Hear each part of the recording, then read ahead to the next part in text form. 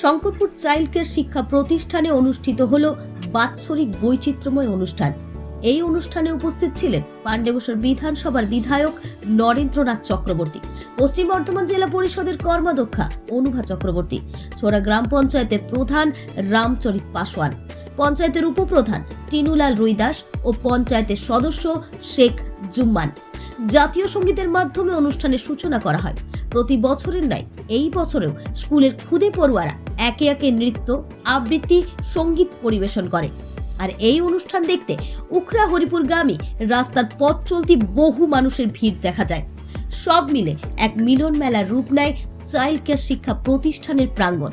স্কুলের প্রিন্সিপাল তাপস নন্দী জানান, এইবার এই অনুষ্ঠান 12 বছরে পদার্পণ করল।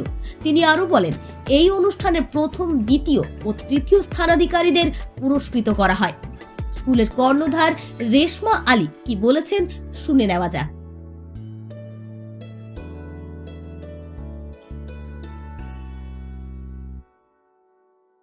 কর্মসূচি বলতে প্রথমেই ছিল গেস্ট বরণ, তাতে অতিথি হিসাবে এমএলএ সাহেব ছিলেন। প্রত্যেক বছরই এরকম আপনারা অনুষ্ঠান করে থাকেন? প্রত্যেক বছরই, এবং মহা ধুমধামের সাথে। বাচ্চাদের মধ্যে কতটা উৎসাহ দেখা গেছে আজ? চরম, এগুলো বলে বোঝানো যাবে। আমাদের স্কুলে যারা ফার্স্ট এবং সেকেন্ড হয় প্রত্যেক বছর, তাদের জন্য প্রাইজ ডিস্ট্রিবিউশনের ব্যবস্থা থাকে। আর এমএলএ স্যার এসে কতটা খুশি, কি মনে হয়েছে, কি বার্তা দিয়ে গেছেন? উনি তো খুব খুশি, কারণ উনি ম্যাক্সিমাম টাইমে আসেন না। এই গত 2 বছর উনি এসেছেন এবং খুবই এনজয় করেছেন, এবং আমাদের স্কুল যাতে আরও শ্রীবৃদ্ধি হয় সেই ব্যাপারে অনেক কথা বলেছেন। আমি এই স্কুলের প্রিন্সিপাল মিস্টার তাপস নন্দী। আমাদের স্কুলের নাম চাইল্ড কেয়ার।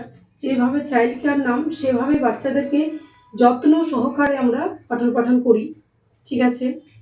আর এখন তো ফ্রি অ্যাডমিশন চলছে আমাদের, নার্সারি থেকে 6 অবধি টোটালি ফ্রি। অ্যাডমিশন চার্জ কোনো রাখছি না, পুরো ফ্রি।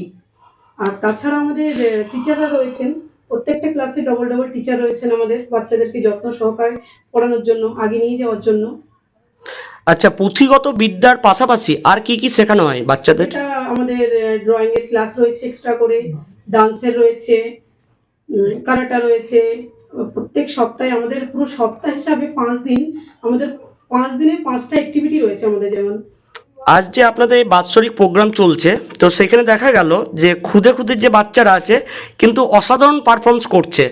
তো আগামী দিনে এদেরকে নিয়ে আপনাদের কি চিন্তা ভাবনা আছে? আগামী দিনে এটাই চিন্তা আছে, আরো আগে নিয়ে যাওয়ার।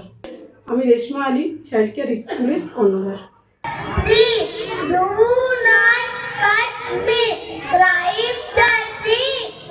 পাণ্ডবেশ্বর থেকে সৌমেন রায়ের রিপোর্ট, বঙ্গবার্তা।